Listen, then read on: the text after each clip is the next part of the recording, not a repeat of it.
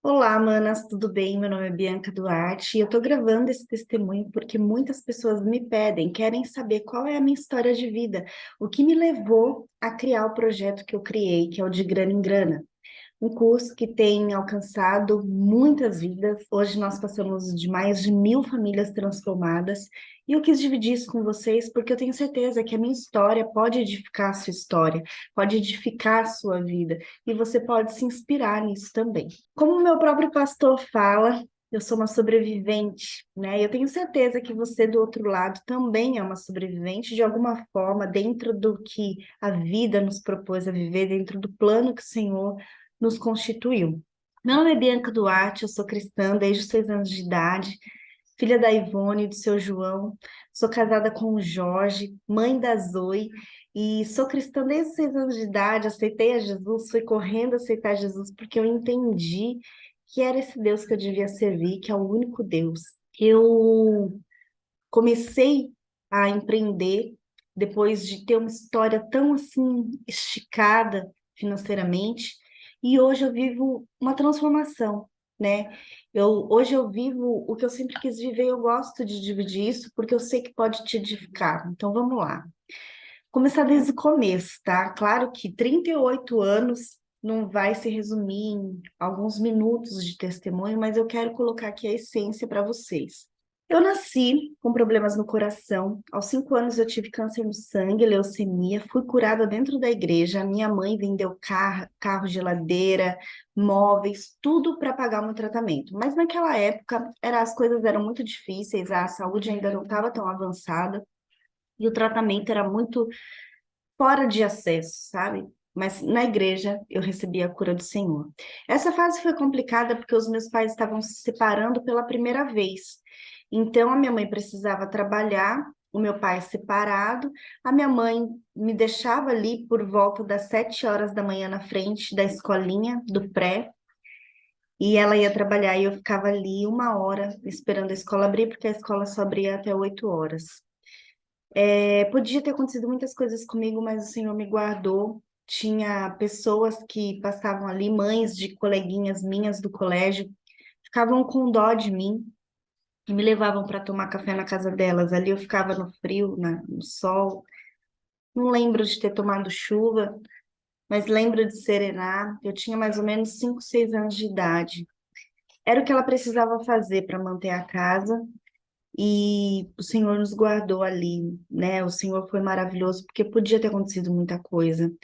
Eu lembro dessa época que minha mãe conseguiu pagar uma pessoa depois disso para cuidar de mim, porque o bairro ali, né, via, e aí eu creio que ficou uma situação insustentável. Minha mãe também não gostava disso, foi só um período. E aí ela arrumou essa pessoa para cuidar de mim. E as pessoas, elas me cuidavam, mas tinha algumas babás, né, que não era babá, cuidavam de crianças, né, cuidavam de mim, me davam banho em água gelada, e não tinha necessidade de fazer isso. Então, mães, cuidado com as pessoas que cuidam dos seus filhos. Chega, sabe, de surpresa para pegar. Uma vez a minha mãe pegou, e aí ela me mandou para uma outra casa. Nessa outra casa, nós fomos muito gratos pela família que cuidou de mim enquanto minha mãe trabalhava, era uma vizinha, uma senhora. Só que nessa casa, eu fui marcada, assim, por uma história, sabe? Da minha própria vida. O que que acontecia, gente? A gente tinha pouca condição naquela época. E não tinha dinheiro, né? Não tinha tempo para fazer um café da manhã, não tinha dinheiro para comprar o pãozinho. E a minha mãe me mandava para lá sem tomar café. Quando eu chegava lá, a família estava tomando café. Só que eles estavam concluindo o café ali, eles estavam terminando o café para irem trabalhar, e eu tinha vergonha de pedir, eles até me ofereciam, eu falava que não. Eu tinha uns 5, 6 anos, sempre fui muito tímida para essa questão de alimentação, hoje nem tanto.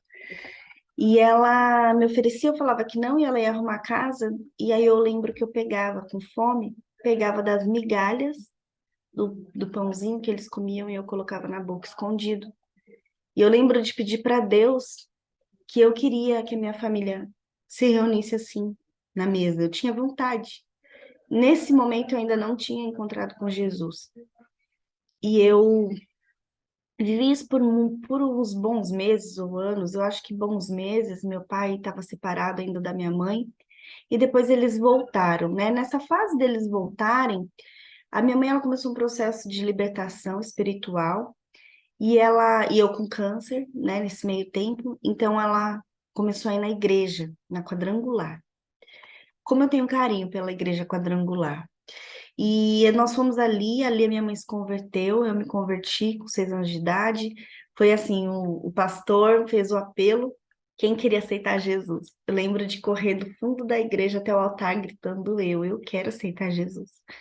Desde lá, eu nunca mais saí dos caminhos do Senhor, porque eu sabia no que eu estava fazendo naquele momento. Às vezes a gente acha que as crianças não têm tanto discernimento, não têm tanto posicionamento. Mas é um engano nosso de adulto, sabe? Achar que a gente sabe de todas as coisas, não. As crianças têm muita percepção, as crianças têm uma intimidade com Deus muito maior do que a gente, porque são anjos, são puras. E naquele momento eu decidi que minha vida ia ser do Senhor. E eu nunca mais, para a glória de Deus, saí dos caminhos. Não me converti porque o meu pai ou minha mãe estavam indo na igreja, eu me converti porque eu quis Jesus Cristo. Depois, tanto eles saíram dos caminhos, voltaram, saíram, e eu estava ali nos caminhos do Senhor permanecida. Com 6 anos de idade, eu já me preocupava com contas, já me preocupava com o aluguel que devia ser pago, com a comida que devia ser comprada, com a conta de luz que precisava ser quitada. Sempre eu tive um senso muito apurado ao dinheiro, ligado ao dinheiro, né?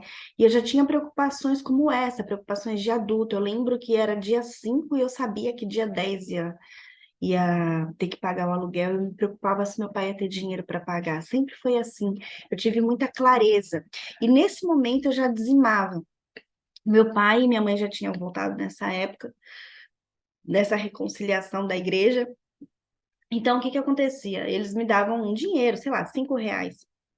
Na época nem era reais, era cruzeiro, abafa. E aí eu comprava um leite condensado e guardava, pegava as moedinhas e dava na igreja. Sempre fui viciada em leite condensado, adoro. E aí eu lembro que sentada na laje com a minha mãe falava assim, hoje não vai ter mistura. E eu lembro de ter falado assim, por quê? Vocês não dizimam? E ela falou assim, a gente dizima quando dá. Quando seu pai dá, aí eu falei assim, então é por isso que tem arroz e feijão, porque eu dou o meu dízimo. Se eu não desse meu dízimo, não teria dado nem arroz e feijão. Como vocês não dizimam, né? Gente, olha que senso apurado para uma criança de 6 anos de idade, aonde ninguém tinha ensinado sobre dízimo. Eu tinha aprendido na pregação da igreja. E eu dava essas cajadadas nos meus pais, né? Dos 6 aos 11 anos, eu fui uma criança muito feliz. Eu tinha certa escassez na minha casa, mas as coisas não faltavam. Eu achava assim, um absurdo quando eu descobri que comprar arroz e feijão tinha que ser com dinheiro, porque eu achava que era algo tão essencial que o governo dava, que alguém dava, que tinha na casa de todo mundo. Então, quando eu descobri que não era assim, eu lembro de ter ficado estarrecida, sabe? Eu creio que já era o Espírito Santo colocando essa santa indignação em mim, para mim transformar as pessoas, mas eu nem sabia do que estava por vir. Então, de 6 aos 11 anos, eu tinha um tio que tinha uma piscina, meu pai me levava nessa piscina, a gente ia com a nossa família, a gente mergulhava, foi ali que eu aprendi a nadar. Eu lembro de voltar da casa dele e cair a chuva da tarde de verão, e eu sentia aquele cheiro da chuva, meu pai me levar no parquinho, porque ele trabalhava de noite como segurança, e eu comia pipoca, sabe aquele saco rosa de pipoca? Eu comia com ele, foi maravilhoso, gente. A minha mãe cuidava da gente, sempre ela fazia carne com batata e molho, aquela carne de panela. Que gostoso.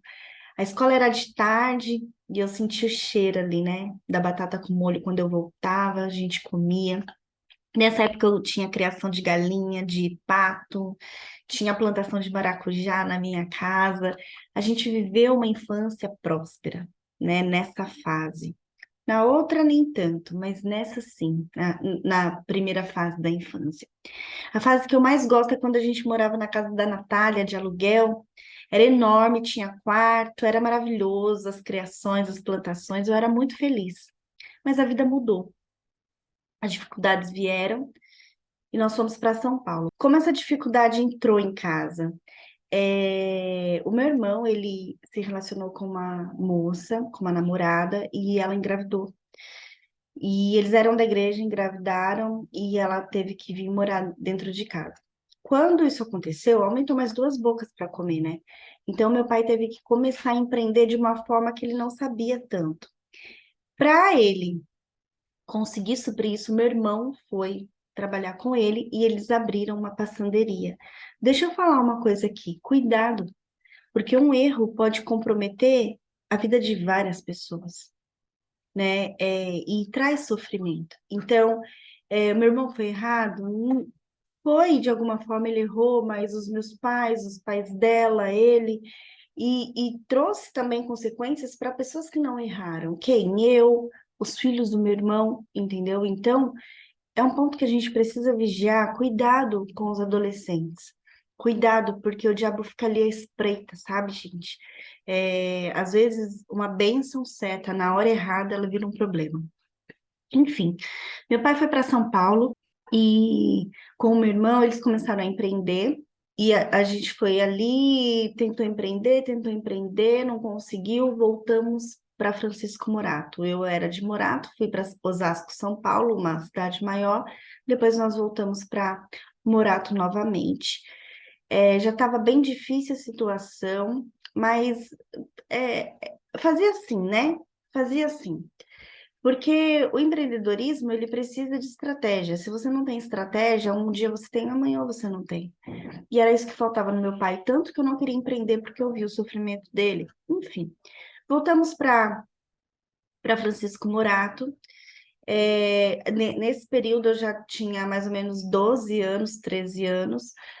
Começamos a congregar numa nova igreja. Lá em São Paulo a gente não tinha igreja para ir, porque não tínhamos nos adaptado com nenhuma.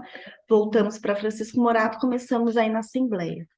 Na Assembleia, dos 13 até os 15 anos, foi tudo muito bom, né? O meu pai, ele também tinha prosperidade, a gente estava indo muito bem, meu pai trabalhava. Só que com 15 anos, o meu testemunho tinha que começar. E aí, gente, veio uma diversidade muito grande na nossa vida. Meu pai e minha mãe se separaram e eu precisei assumir as rédeas de casa. Eles se separaram pela segunda vez, também por problemas financeiros. E com 15 anos, eu tive que morar numa casa que era de herança, não era um dos meus pais, a gente morava de aluguel. Então, eles se separaram, né, quando a gente mudou para essa casa de herança, que já tinha uma diversidade financeira rondando a nossa família. Vou fazer um adendo aqui também.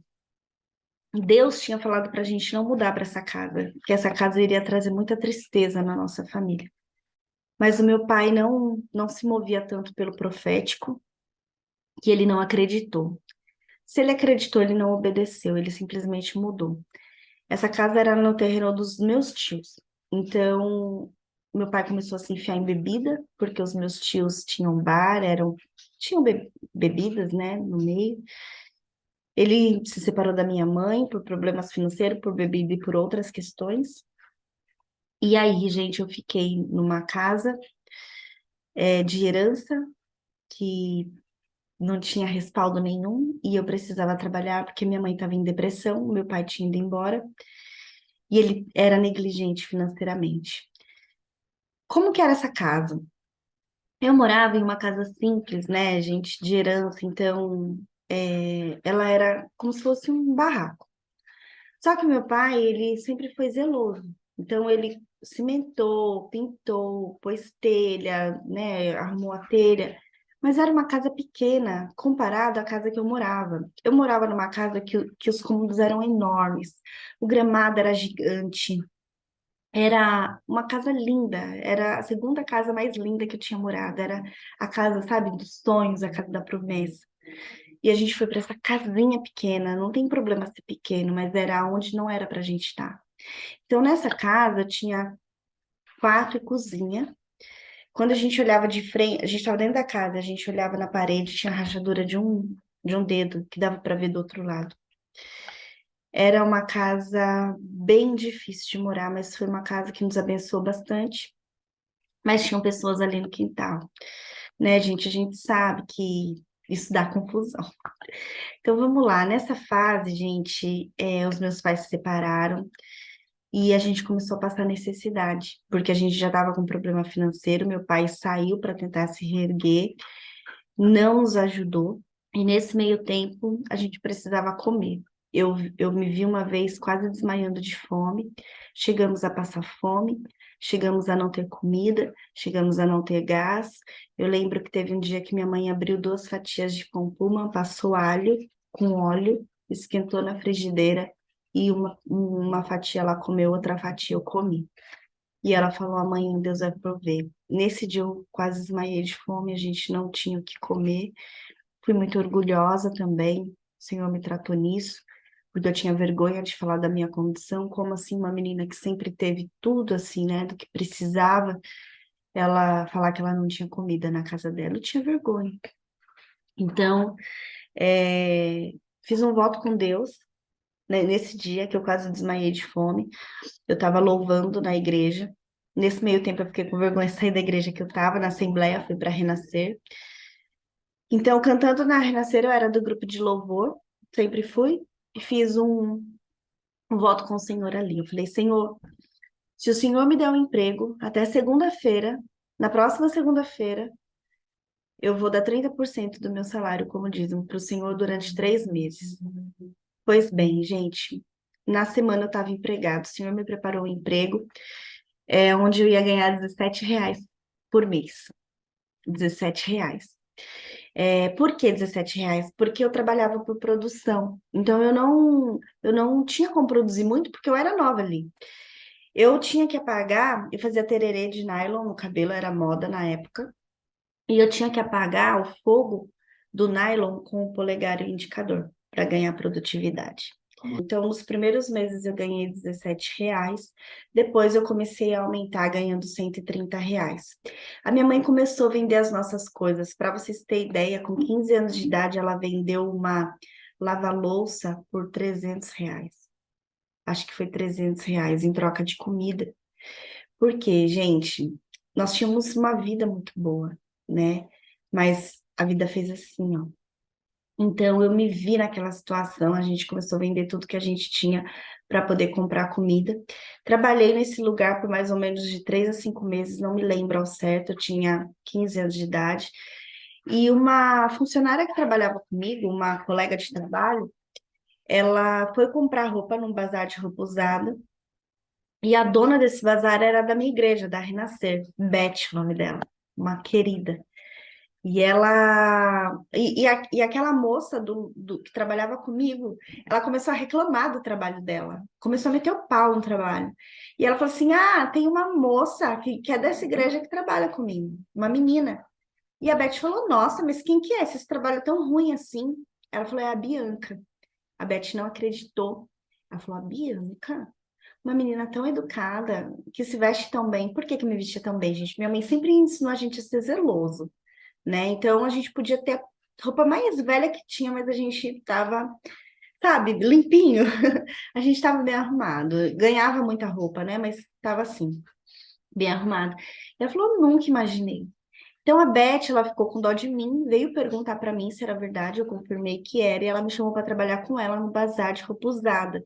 Ali, gente, eu fiquei mais ou menos até os meus 17, 16 anos, porque com 17, quando eu fiz 16, a Beth me chamou para trabalhar numa funerária. O marido dela tinha negócios no mercado da morte. Trabalhar numa funerária, eu tava nem aí, né, gente? Eu precisava comer, isso sim.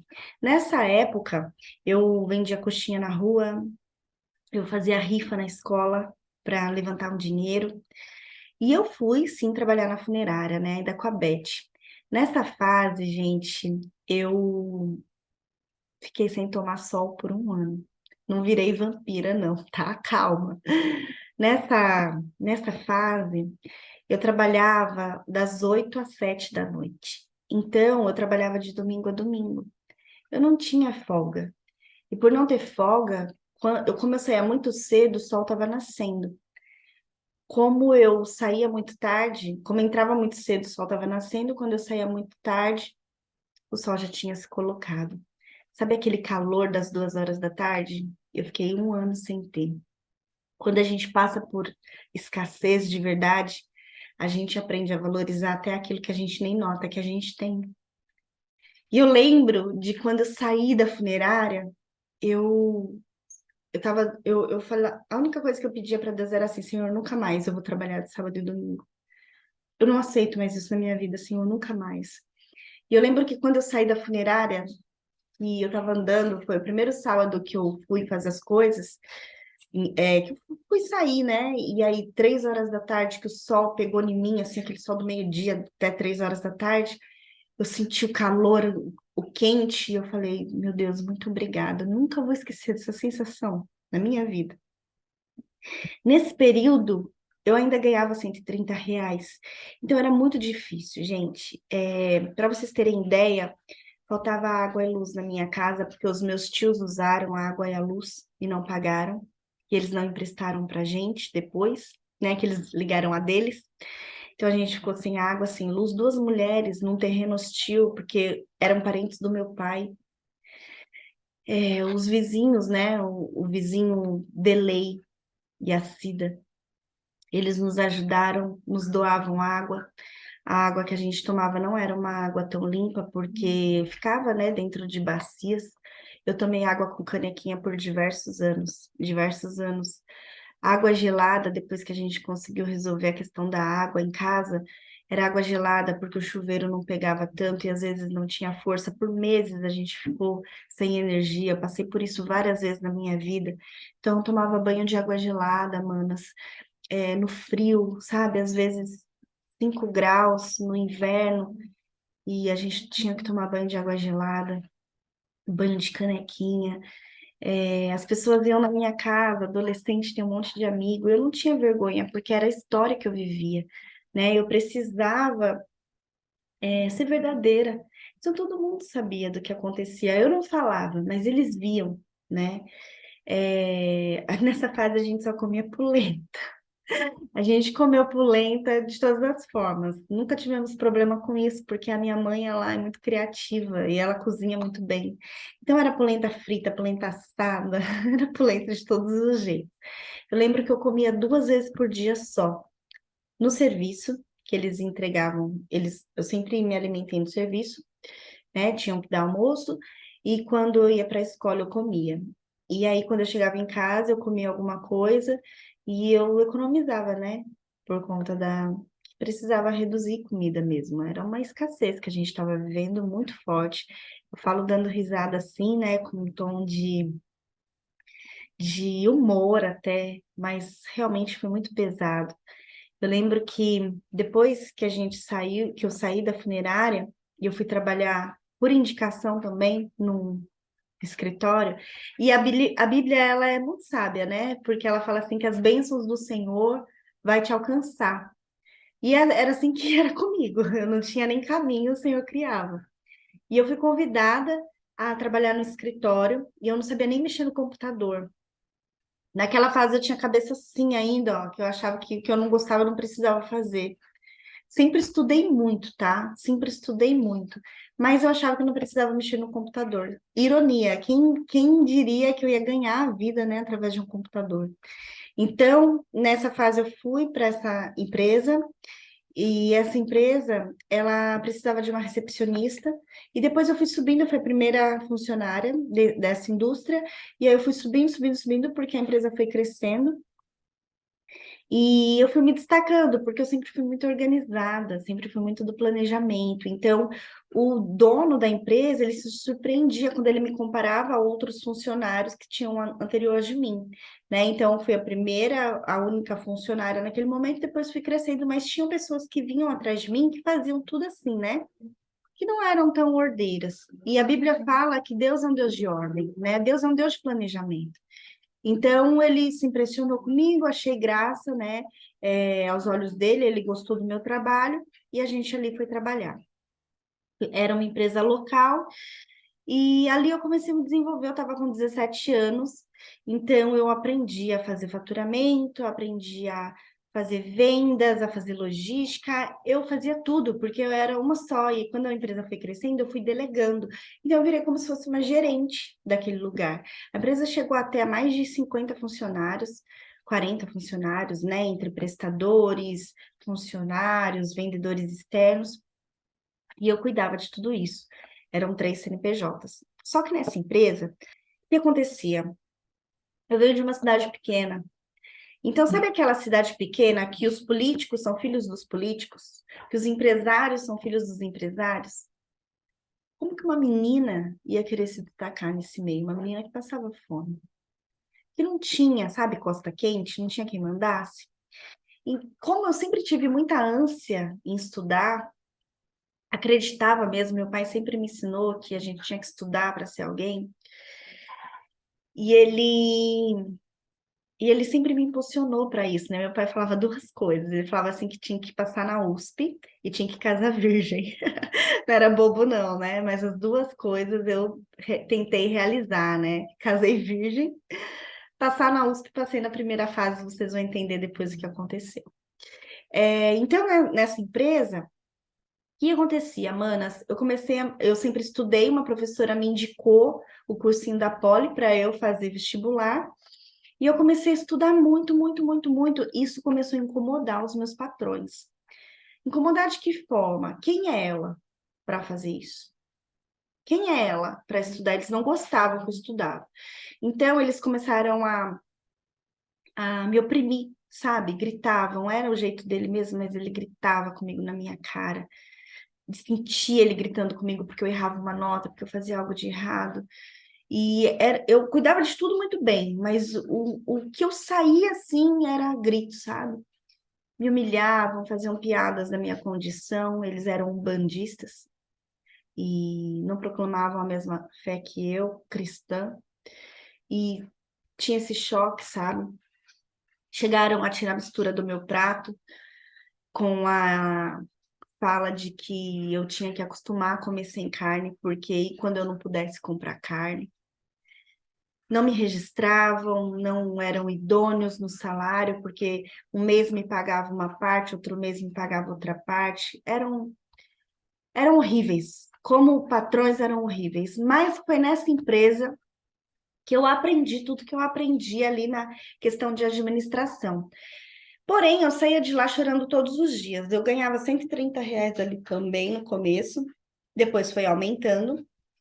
Nesse momento eu tinha de 17 para 18 anos, creio que 17 anos para 18.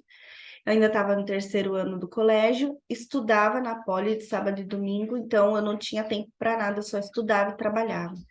E eu falava com Deus todos os dias, quando eu saía dali, que eu queria realmente um dia que eu tivesse uma paternidade para tirar esse peso de mim, sabe? Porque era tão pesado o que eu vivia, era um peso tão grande para uma menina de 17 anos, que eu só queria ter um pai por pelo menos um dia, para eu não precisar passar por aquilo. Porque era muito desgaste, era algo muito opressor. Nesse momento de vida, eu fiquei ali por 8 anos, para vocês terem ideia. Nesse momento de vida, eu desenvolvi avareza, inferioridade, comparação, insegurança, revolta, né? Eles não me aumentavam.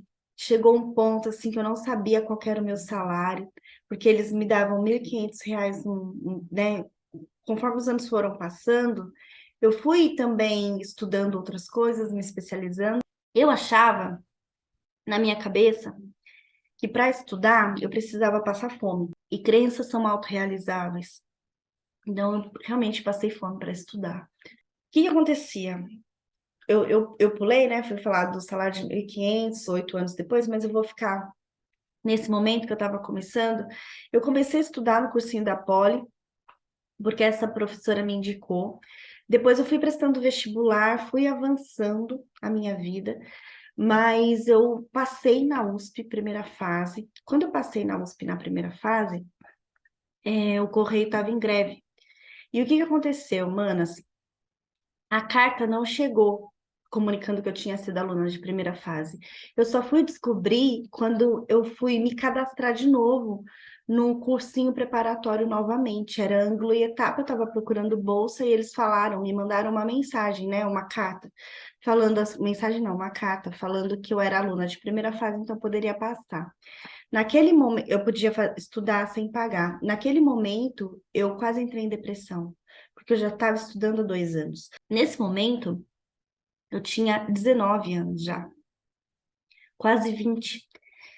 E eu vi que eu tinha estudado tanto, tantos sábados e domingos e horas a fio estudando, e eu não tinha conseguido passar, mas que na verdade eu tinha passado, mas por um erro, né, por uma questão de greve dos Correios, eu não tinha tido a informação que eu precisava. Resultado, manas, entrei em depressão, porque eu pedi para essa empresa me mandar embora, que eu queria realmente estudar, né? Eu queria realmente mudar de vida, mas eles não quiseram me mandar embora, não quiseram fazer acordo, e eu tive que ficar nesse lugar. Para vocês terem ideia, manas, eles foram tão duros comigo nessa fase que para eu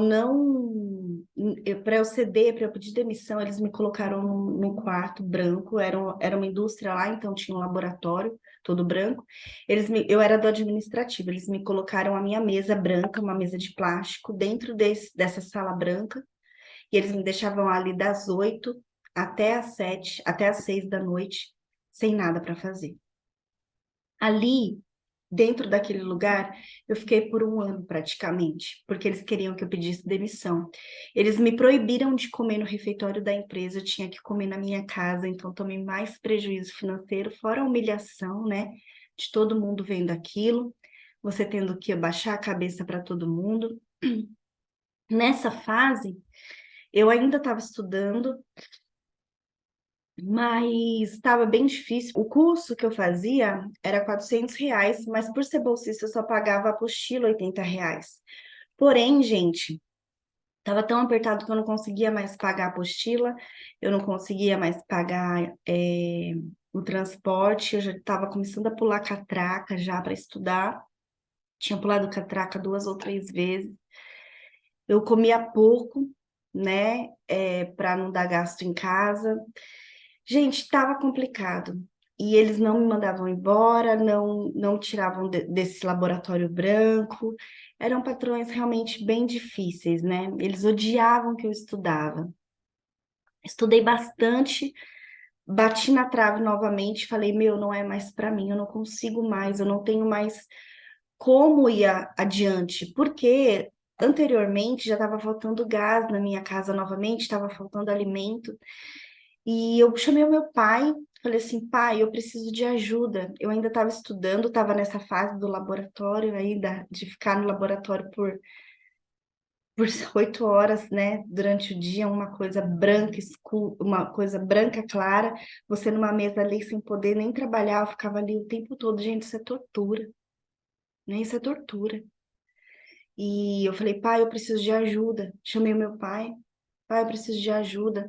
Acabou o gás em casa, a gente tá sem comida, você pode me ajudar? E o meu pai, biológico, né? Meu pai, o único pai que eu tive até hoje, ele, fora Deus, ele virou para mim e falou assim: Você não escolheu passar fome com a sua mãe? Agora passa fome junto com ela. Eu tenho que pagar a festa da sua irmã, da Letícia. Ele tinha engravidado, né? A mulher que ele tinha ido morar. E ali, gente, foi assim, eu não consegui mais avançar. Eu falei, realmente não é mais para mim essa vida. Então, ali, eu decidi parar de estudar, né, para o vestibular. Eu não tinha mais psicológico, não tinha mais força. Eram muitas vagas para ser disputada com pessoas que tinham muito mais que eu, muito mais preparo, porque eu não podia só nem estudar, né? Eu tinha que trabalhar para sustentar a minha mãe, para pagar aluguel. Ah, esqueci de falar, nessa fase, nós já tínhamos saído da casa de herança e ido para um aluguel, porque estava insustentável com os meus tios ali, tios da parte do meu pai. Então a gente precisou ir, a paz não tem preço, foi a melhor coisa que eu fiz debaixo da direção de Deus. Nós fomos e, né, o salário foi aumentando tudo. Nessa fase eu ganhava mais ou menos uns R$ 470, o aluguel era 250.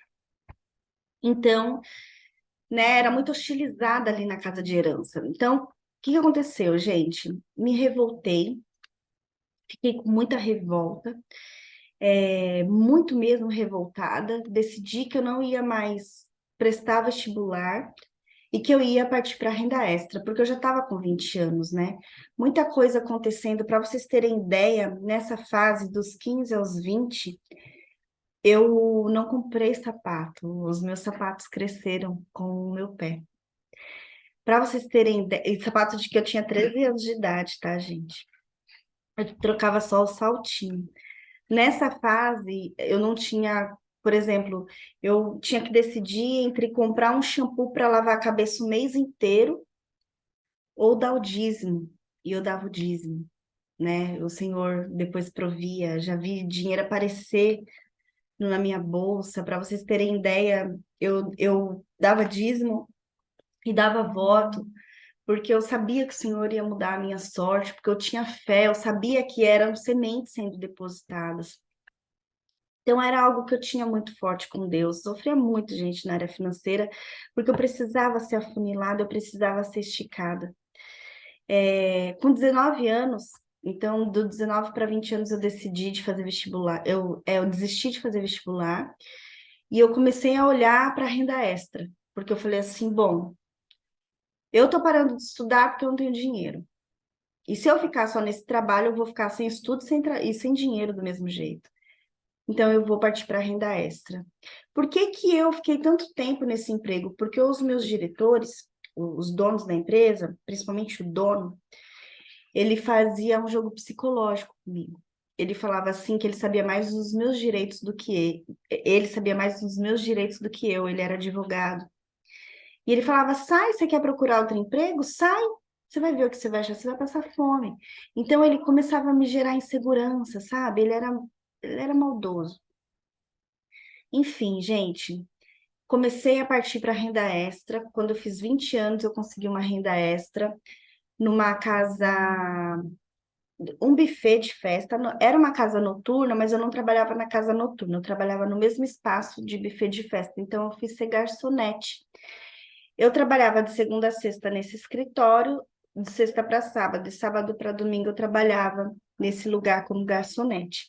Entrava 2 horas da tarde aos sábados, né? Na sexta eles deixavam entrar às 8, porque eu tinha que sair do meu trabalho. E às 2 horas da tarde eu entrava no sábado e até às 8 horas da manhã no dia seguinte, para ganhar R$ 60.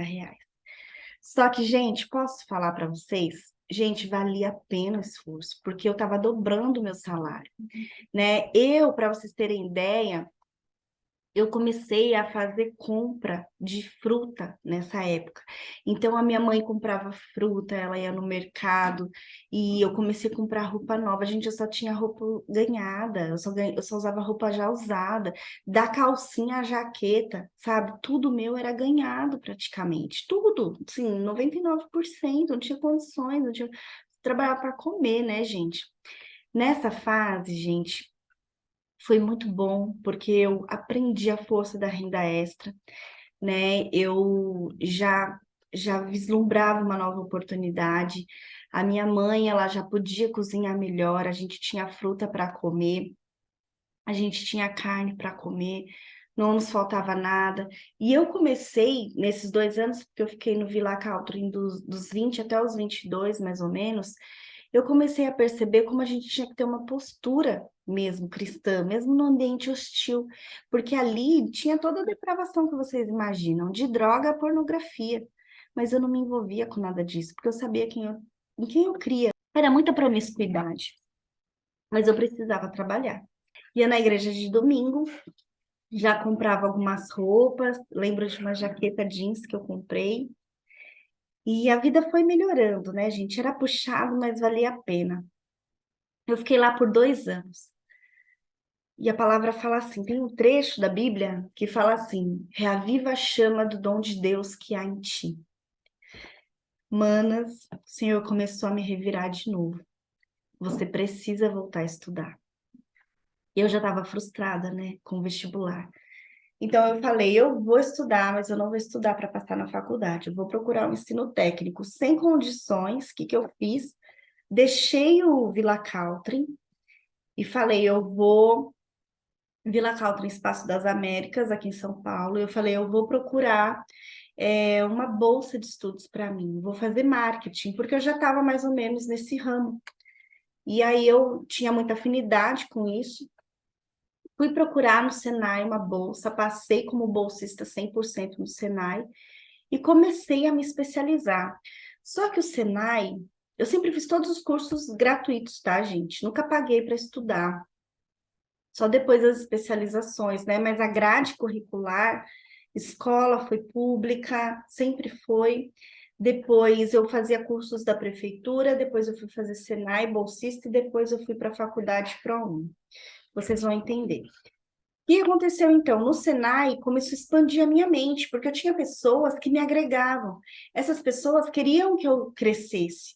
Eram colegas de faculdade, de técnico, eram professores, e eles falavam comigo que o que eu vivia não era correto.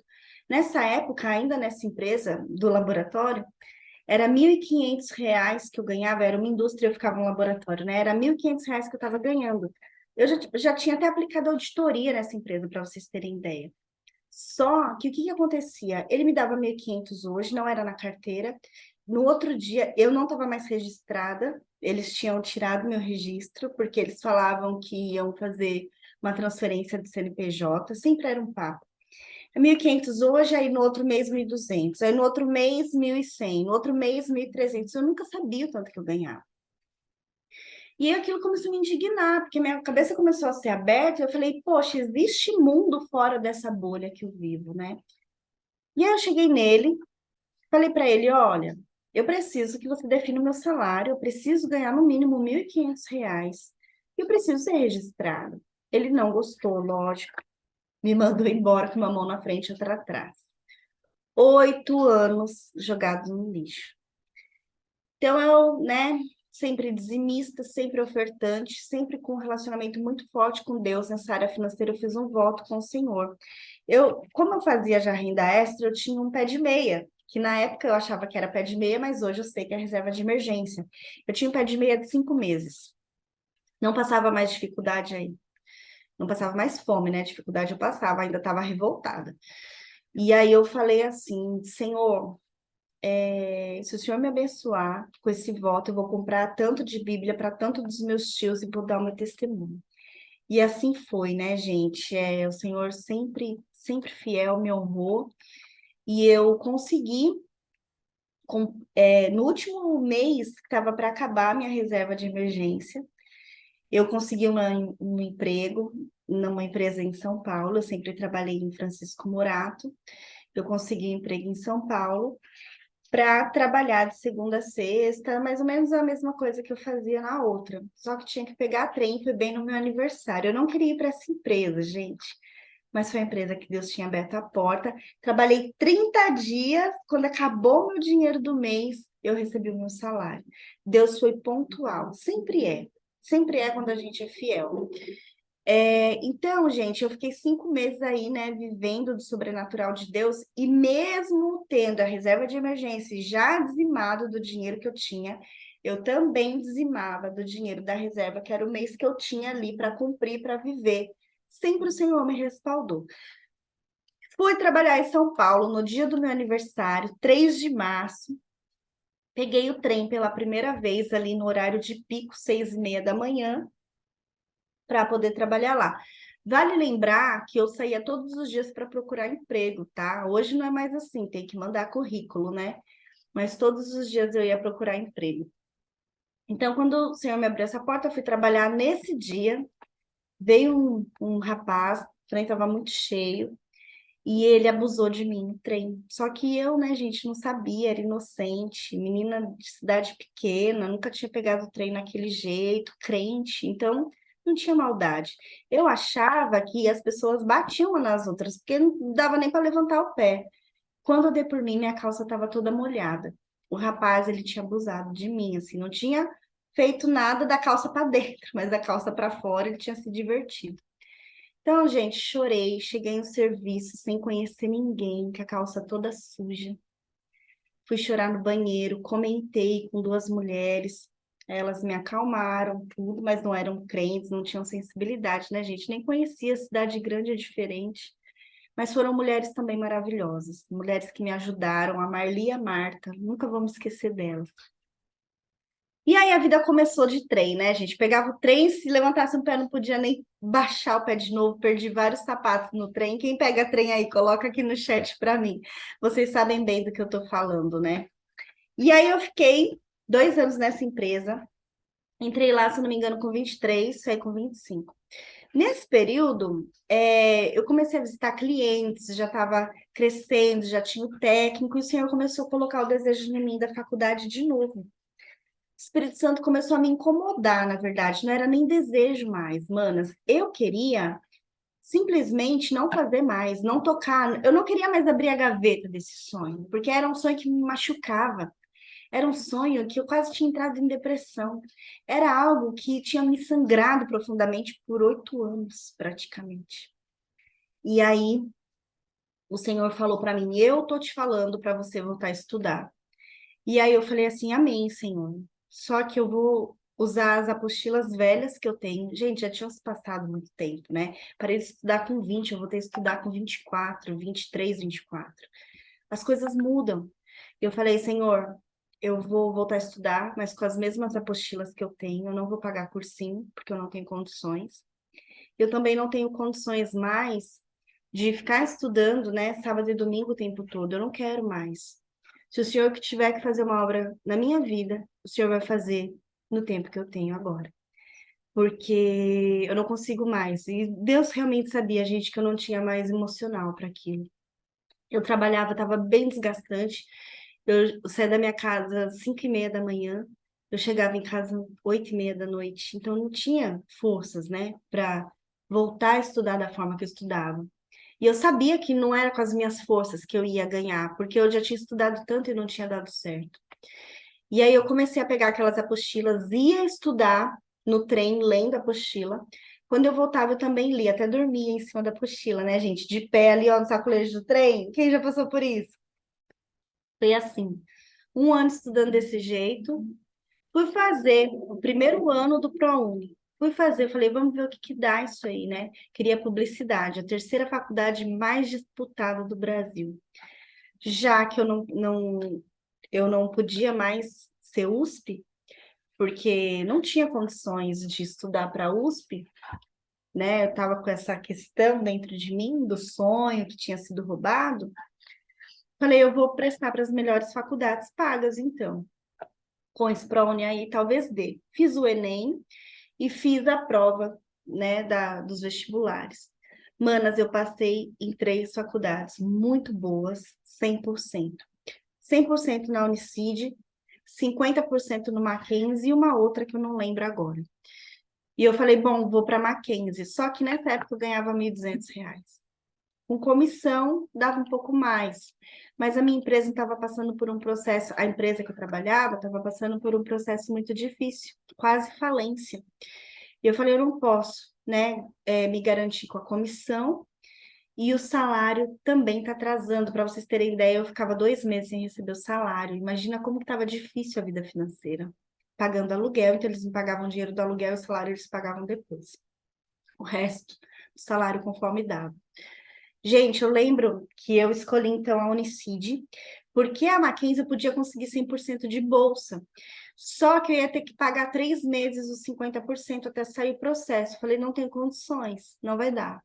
Não tinha para quem recorrer. O que aconteceu? Fui para a Unicid. Foi a melhor escolha que eu fiz. Ali na Unicid é uma faculdade muito competente. É uma faculdade até que relativamente pequena. Tem um campus grande, tem 2 prédios enormes, mas era uma faculdade que os professores nos abraçavam, tinham vontade de ensinar. Eu lembro do professor Márcio e da professora Rose. Gente, como aqueles professores me abençoaram. E ali naquela faculdade, quando eu entrei, eu comecei a dormir 3 horas por noite, de 2 a 3 horas. Por quê? Eu morava muito longe A faculdade era muito longe, meu trabalho era muito longe. Então, eu acordava 5 horas para ir trabalhar, do trabalho eu ia para a faculdade. Quando eu chegava na cidade que eu morava, era 1 hora da manhã. Ali passei medo. A minha mãe, nessa fase, ela já estava trabalhando em outro lugar, então ela ganhava, né, o salário dela. Porém, gente, eu não dormia, porque eu tinha medo de dormir sozinha, a casa não era tão segura que a gente morava.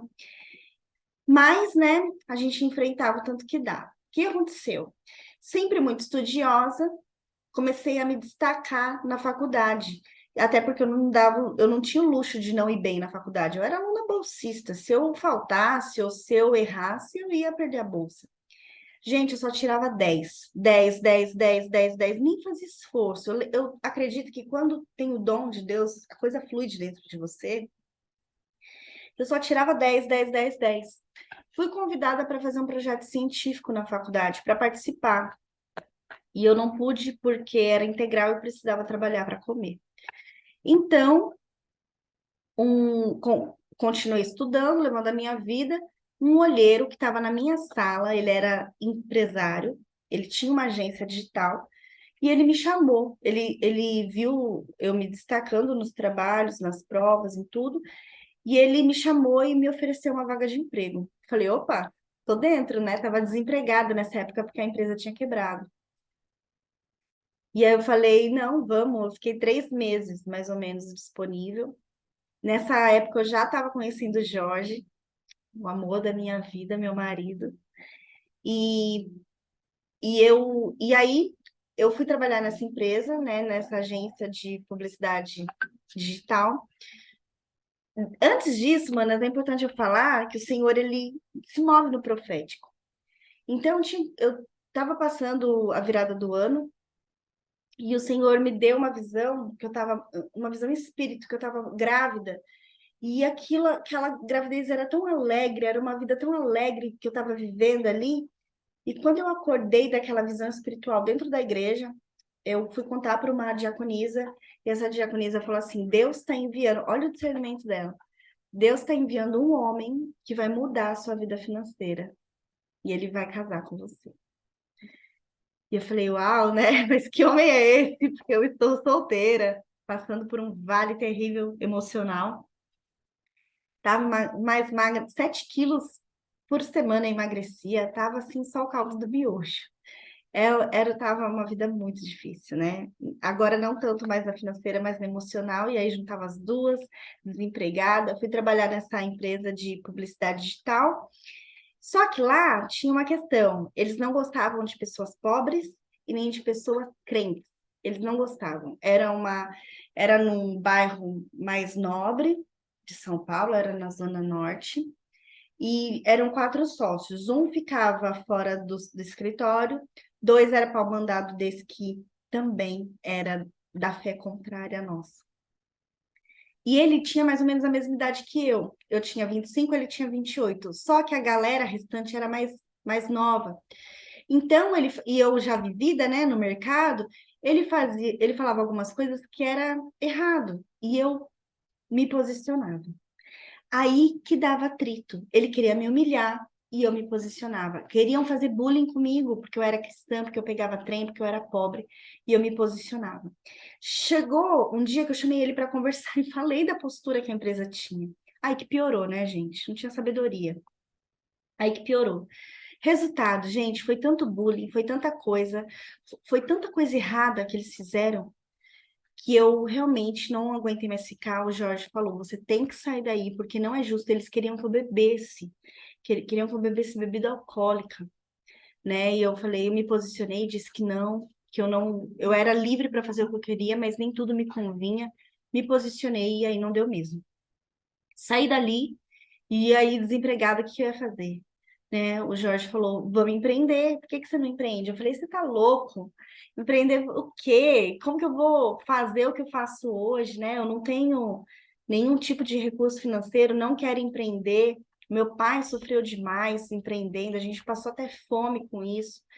Só que, gente, era o que Deus tinha pra gente. Eu, eu soltei currículo para muitas agências, eu tinha muita experiência, mas o que aconteceu? Todas as portas se fecharam. Eu me vi pagando aluguel, já com dinheiro para acabar das reservas que eu tinha, sem emprego. Eu falei, eu vou ter que empreender. Fui na do Jorge. Então, com o computador que eu tinha, que minha mãe tinha me dado, né? Ela já não estava mais trabalhando nessa época, graças a Deus, porque senão eu não ia dormir. Ela quebrou, ela virou o pé e ela não pôde mais ir trabalhar. Ela trabalhava de noite, então ela ficou em casa. Com esse dinheiro, ela me comprou um computador. Eu falei, então eu vou trabalhar com esse computador. Então, eu entrei na faculdade, né? Fui trabalhar nesse olheiro e depois, 3 meses depois, eu saí. Na faculdade ainda comecei a empreender. Gente, nessa fase, eu achei que eu estava rica.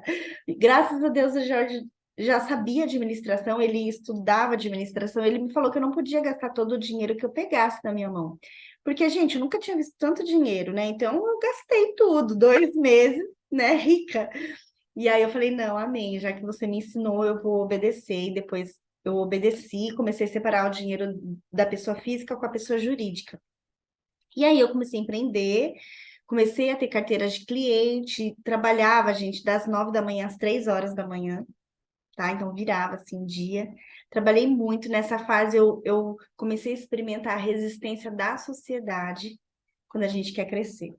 Então as meninas iam para a festa, me chamavam, eu não podia porque eu estava fazendo trabalho da faculdade. Elas iam tomar banho de piscina, de mangueira na casa das outras amigas, me chamavam, eu não podia porque eu estava trabalhando em casa, estava empreendendo. De segunda a sexta, mas eu cumpri o meu horário, eu tinha meu compromisso. E aí, gente, começou essa resistência, né? Natural, tá? Falo muito disso no Instagram. E aí, né, o meu pai, ele descobriu que tinha câncer. A gente já estava para casar, eu e o Jorge, a gente começou a organizar as coisas do casamento. Eu tive que abrir mão do meu noivado, da festa, para ajudar o meu pai, que não me ajudava. Então, sim, Deus vai te levar a lugares que você passou vale para plantar uma flor. Ele vai levar. Meninas, enfim, comecei a empreender, a vida começou a mudar, nós nos casamos. Infelizmente, no meu casamento, meu pai não pôde entrar comigo como noiva porque ele estava internado, né? Ele estava com crise por conta do câncer. Meu pai chegou a 39 quilos.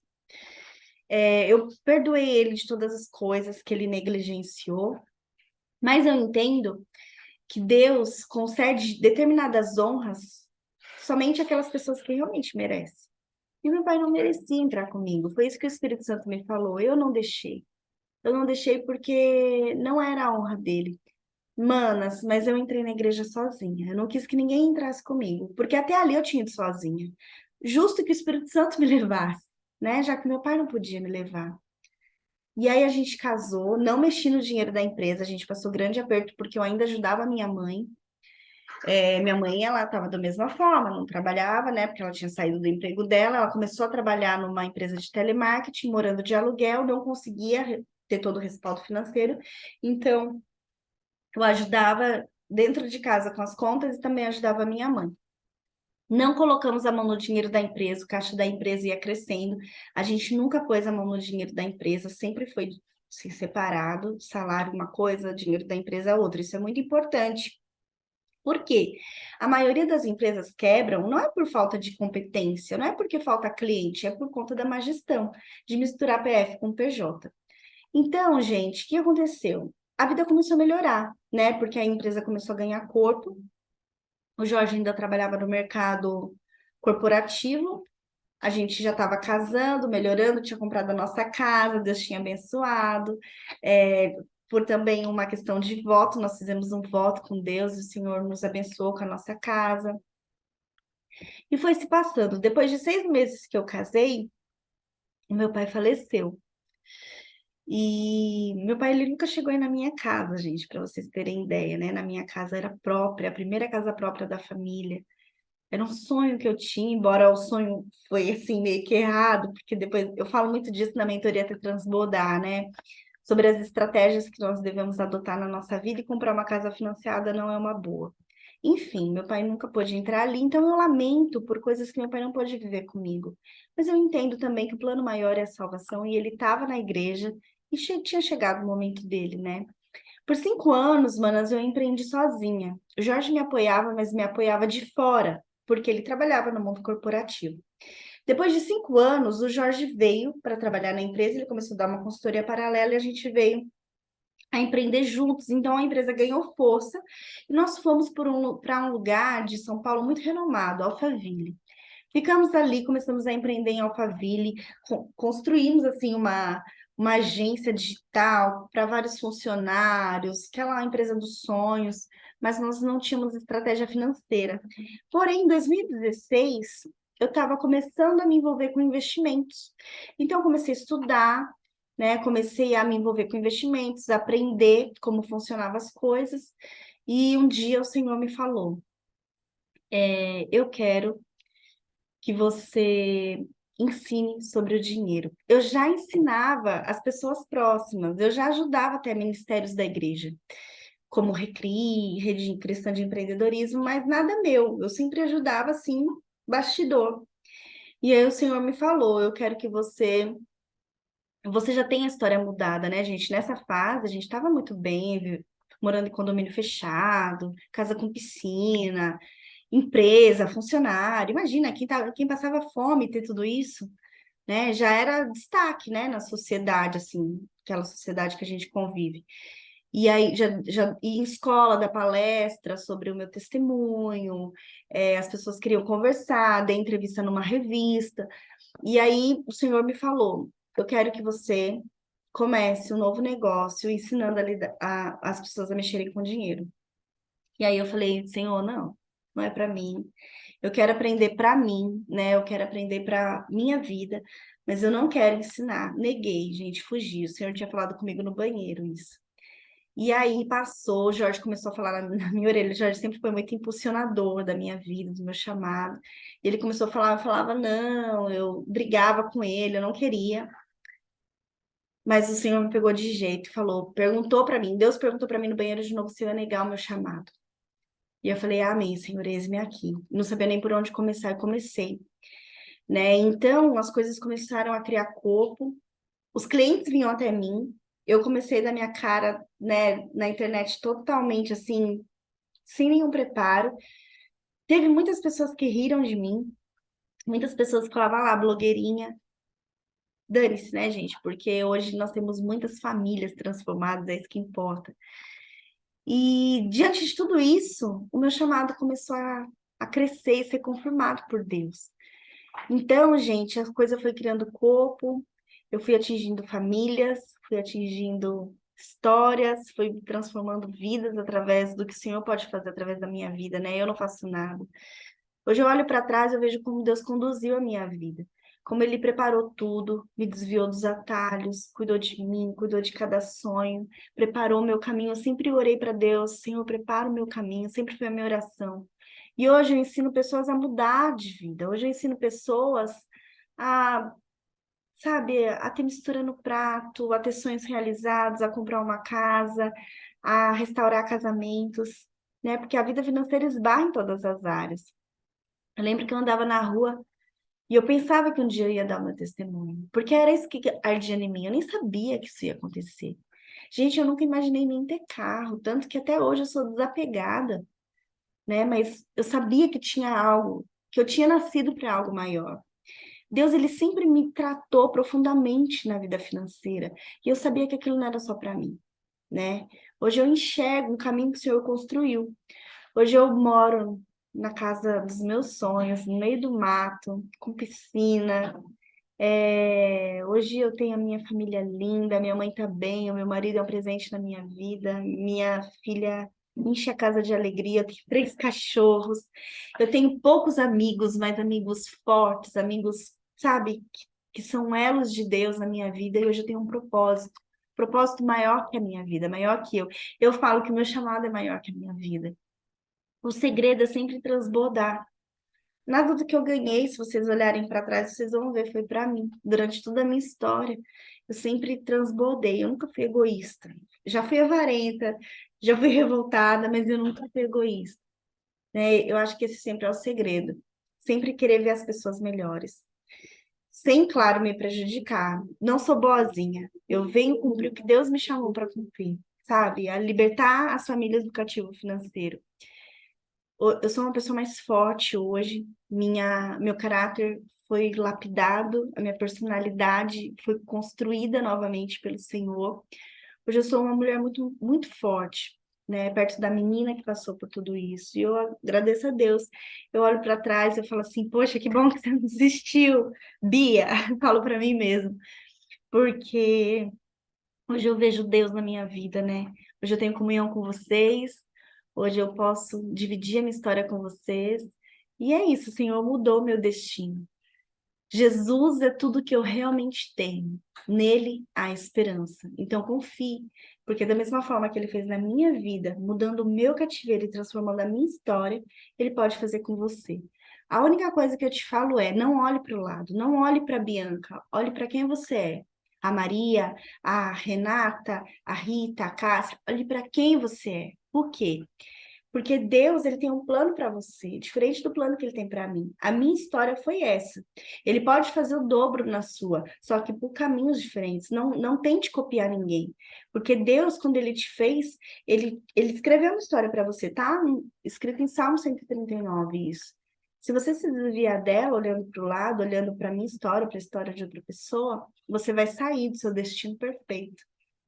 Eu estava até conversando com o Jorge, falando que quando a gente se desvia do caminho da promessa, que a gente não passa pelo preço que a gente tem que pagar para atingir a promessa, a gente pega atalhos, a gente gera inimigos na nossa vida que vão nos trazer problema. Então não faz isso, né? A gente vê essa história em Amalequita, com os amalequitas, lá no começo da palavra, no começo da Bíblia. Então não faz isso. O que você precisa fazer é andar pelo caminho que ele te chamou. Ande por ele. Não se desvie nem para a direita, nem para a esquerda. Ande por ele. E quando ele te direcionar, siga a nuvem, caminha pelo que ele te fala. Porque Deus, ele vai criar caminho. Deus, ele cria caminho onde não tem. Foi assim comigo. E eu tenho certeza que vai ser assim com você.